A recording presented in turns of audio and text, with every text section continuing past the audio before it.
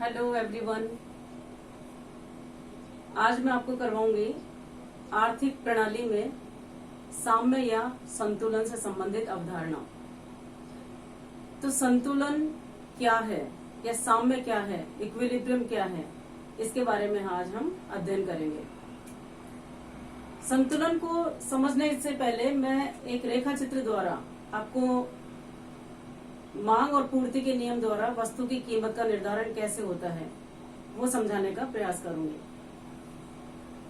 ये अर्थशास्त्र का बेसिक है कि किस तरह से वस्तु की कीमत का निर्धारण होता है। यदि ओ एक्स अक्ष पर एक्स की मांग और ओ वाई अक्ष पर एक्स वस्तु की कीमत को मापा गया है, तो मांग वक्र ऊपर बाएं से नीचे दाईं ओर जाता हुआ होता है, जो कि कीमत और मांगी जाने वाली मात्रा के विपरीत संबंध को बताता है। इसी तरह से सप्लाई कर्व पूर्ति वक्र नीचे बाएं से ऊपर दाईं ओर जाता हुआ होता है, जो बताता है कि कीमत तथा पूर्ति में सीधा संबंध होता है। एक उत्पादक या एक फर्म या एक विक्रेता अपनी वस्तु की पूर्ति तब बढ़ाएगी जब कीमतें उसे बढ़ी हुई मिलेंगी। इसलिए कीमत में और पूर्ति में सीधा संबंध होता है, वह ऊपर की ओर जाता हुआ होता है। और जहां वस्तु की मांग और वस्तु की पूर्ति एक दूसरे के बराबर होते हैं, वहां संतुलित कीमत का निर्धारण होता है। तो दिए गए रेखा चित्र में डिमांड कर्व और सप्लाई कर्व एक दूसरे को ई बिंदु पर काटते हैं, तो ये इक्विलिब्रियम पॉइंट होता है। और यहाँ पर ओ क्यू मात्रा निर्धारित होती है बाजार में और ओपी कीमत पर। कहने का मतलब है कि कोई विशेष वस्तु जो एक्स वस्तु है, ओपी कीमत पर ओ क्यू मात्रा में खरीदी जाएगी और बेची जाएगी। तो ये कहलाता है संतुलन या साम्य। संतुलित कीमत, यहाँ पर ओपी संतुलित कीमत है और ओ क्यू संतुलित मात्रा है। और आप हम जो बात कर रहे हैं वो है संतुलन या इक्विलिब्रियम।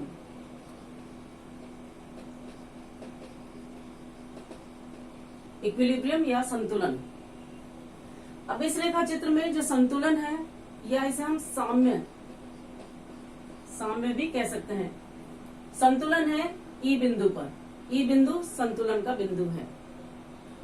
क्यों है? क्योंकि इसकी ओर जाने की प्रवृत्ति होती है। अब ये हम मान लें कि कुछ समय के लिए अगर कीमतें ओपी से बढ़कर OP1 हो जाती हैं, तो ऐसी स्थिति में आप क्या देख रहे हो, यहाँ P और M, यहाँ P1T मांग है जबकि P1M पूर्ति है, यानी सप्लाई ज्यादा है डिमांड से। तो ये सरप्लस या इसे हम कहते हैं आधिक्य।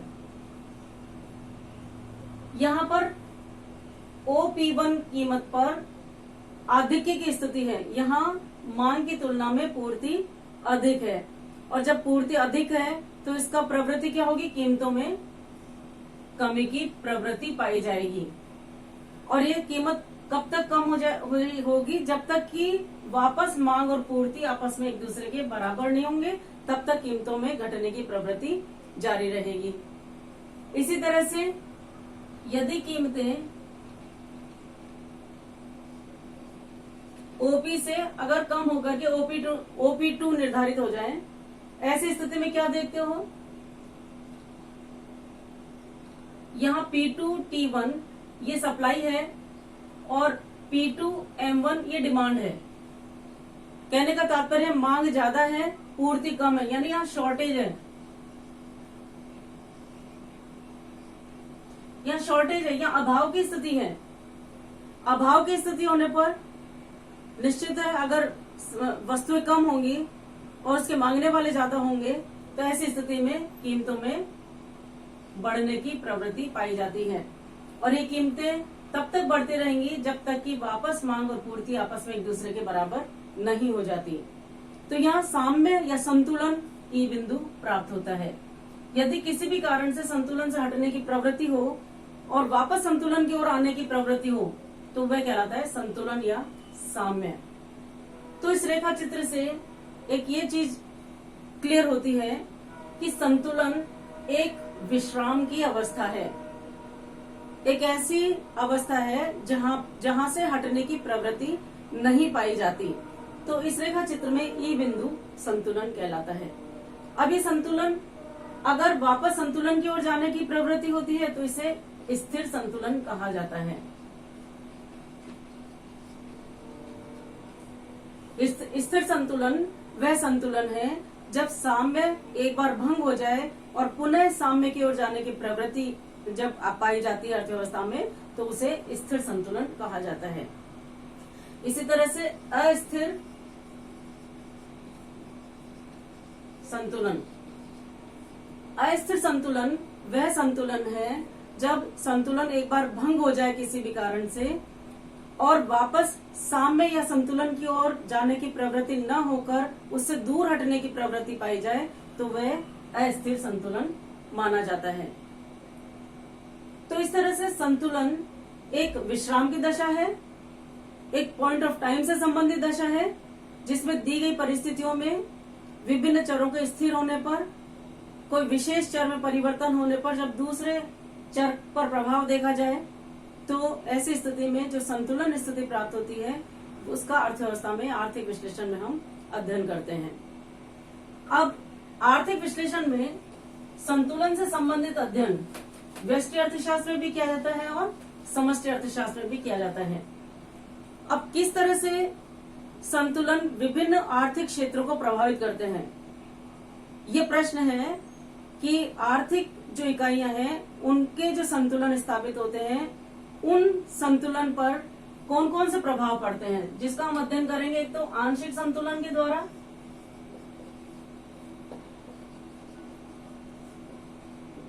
आंशिक संतुलन जिसे कहा जाता है पार्शियल इक्विलिब्रियम।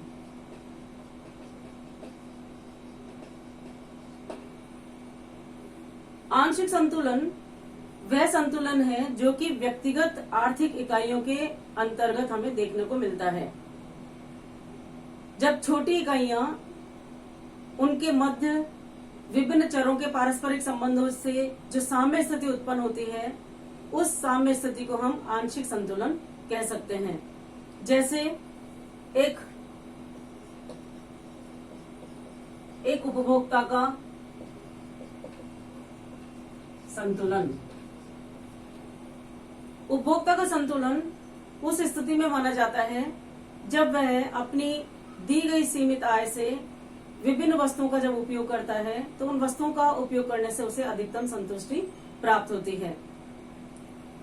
इसको हम देखते हैं कि जब एक उपभोक्ता का तटस्थ वक्र और उसकी कीमत रेखा जब आपस में एक दूसरे के स्पर्श करती होती है, तो ऐसी स्थिति में उपभोक्ता का संतुलन आंशिक संतुलन माना जाता है।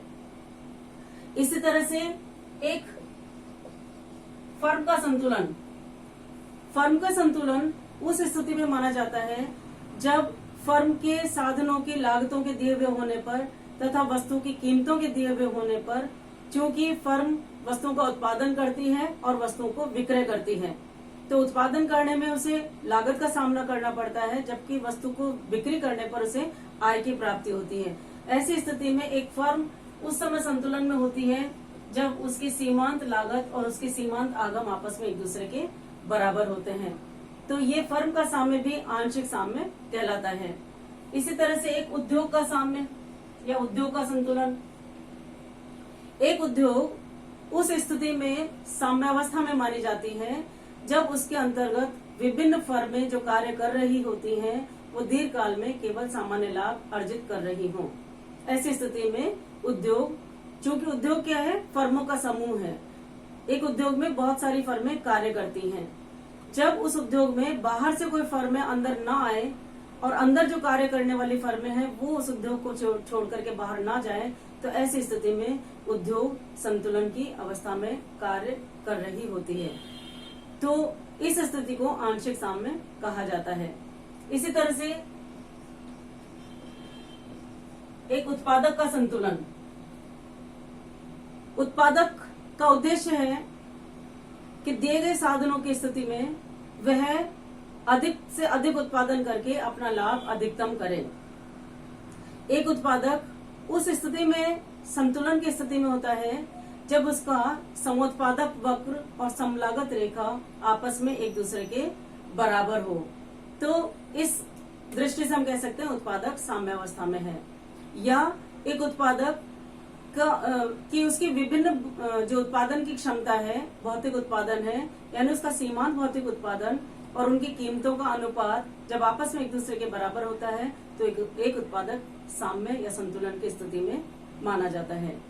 इसी तरह से एक उत्पादक उस स्थिति में संतुलन की स्थिति में होगा जब उसका सीमांत उत्पादन और उसकी सीमांत लागत आपस में एक दूसरे के बराबर होती है। कहने का तात्पर्य यह है कि व्यक्तिगत आर्थिक व्यवहारों के अध्ययन के अंतर्गत एक उपभोक्ता, एक फर्म, एक उद्योग और एक उत्पादक का साम्य आंशिक साम्य माने जाते हैं। हालांकि ये जो भी संतुलन है वो सभी संतुलन पॉइंट ऑफ टाइम की स्थिति को व्यक्त करते हैं। एक समय बिंदु पर विभिन्न चरों के पारस्परिक संबंधों से जो साम्य स्थिति उत्पन्न होती है वह आंशिक साम्य को व्यक्त करती है। इसी तरह से दूसरा है, पहला था आंशिक संतुलन। ये आंशिक संतुलन एक तरह से अर्थव्यवस्था के छोटे क्षेत्रों को प्रभावित करता है, संपूर्ण अर्थव्यवस्था को यह प्रभावित नहीं करता। दूसरा है सामान्य संतुलन।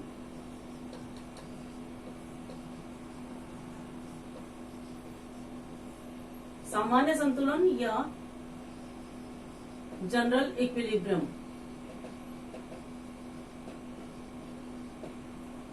सामान्य संतुलन संपूर्ण अर्थव्यवस्था के विस्तृत क्षेत्र को, जो आर्थिक चर हैं, उनको परस्पर प्रभावित करता है।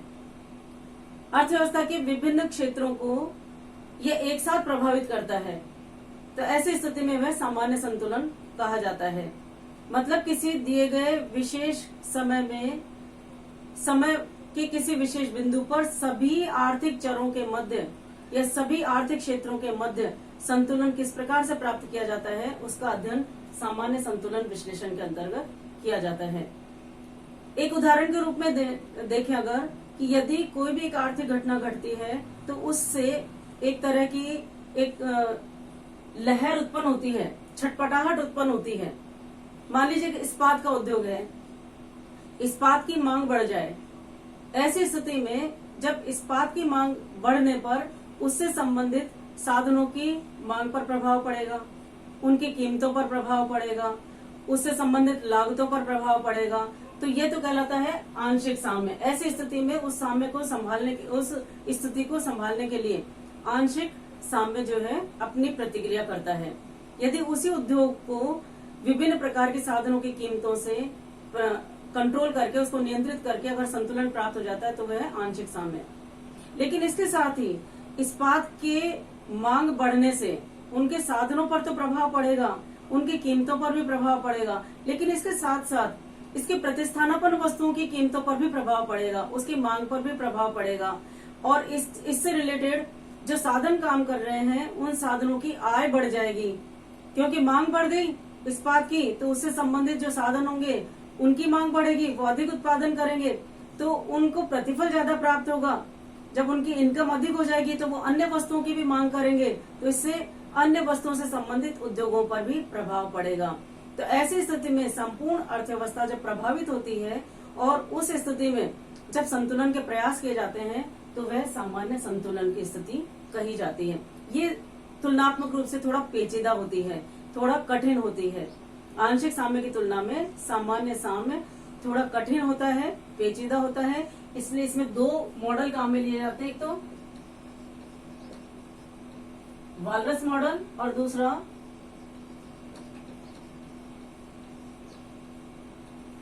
लियोनटिफ मॉडल।